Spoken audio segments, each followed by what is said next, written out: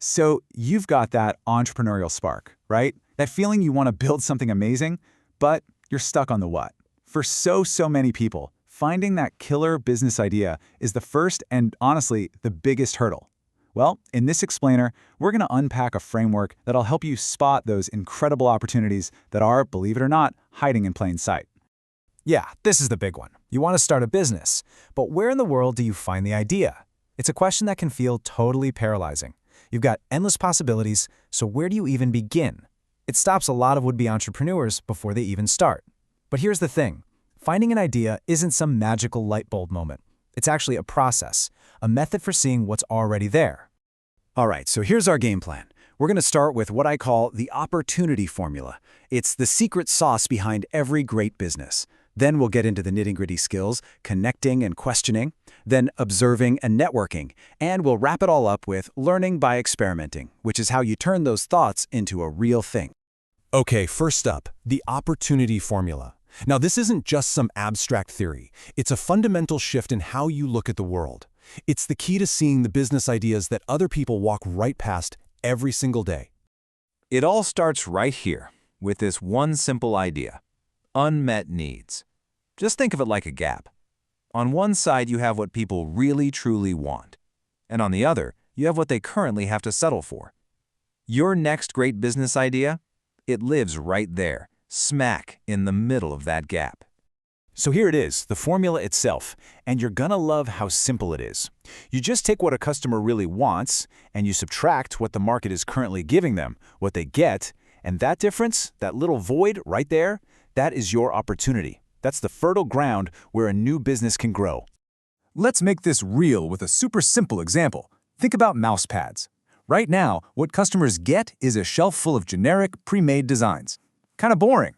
But what if what they really want is to put a picture of their dog on it, or their family, or their favorite vacation spot? See that gap?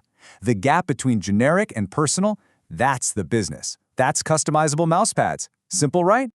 Okay, so knowing the formula is one thing, but how do you actually train your brain to go out and spot these unmet needs in the wild? Well, you do it by building a set of skills, a 5-stage discovery process that basically turns you into an opportunity hunting machine. And here are the 5 core skills: associating, questioning, observing, networking, and experimenting. Now, it's really important you don't see this as some one-time checklist. Think of them more like muscles. The more you use them, the stronger they get, and the more spotting opportunities become second nature. Let's dive into the first 2. So this whole process starts inside your own head. It's about rewiring how you think. And that brings us to our first 2 skills, connecting and questioning, which are all about learning to see the world a little differently. First up is associating.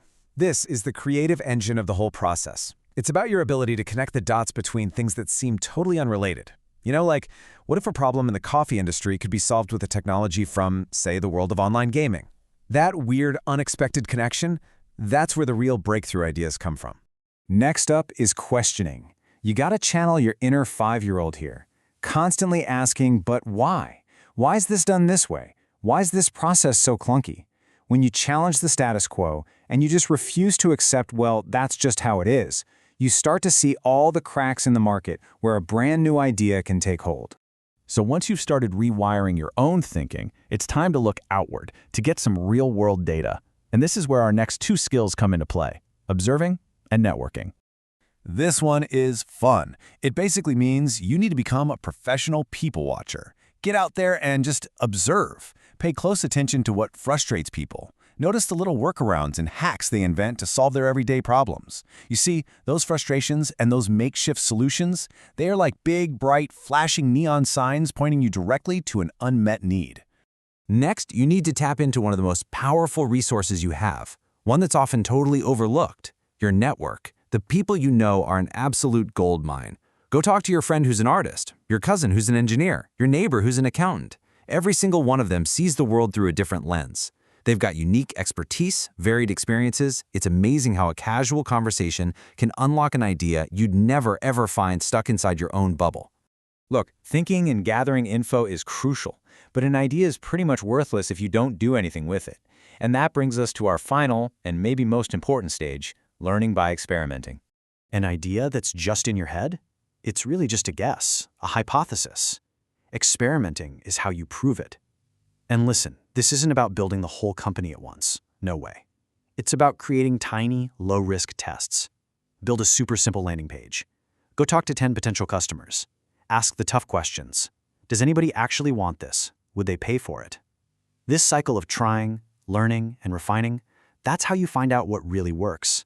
And this is where we have to completely reframe what failure even means. I absolutely love this mindset from Thomas Edison. I have not failed. I've just found 10,000 ways that won't work. Every experiment that doesn't go as planned is not a dead end. It's just valuable data. It's one more clue telling you what doesn't work, which of course gets you one step closer to what does. So there you have it, a really simple formula to help you spot opportunities, and a 5-part process to go out and find them. The framework is all yours now. The real work begins. And the only question left is this: what unmet need are you going to find today?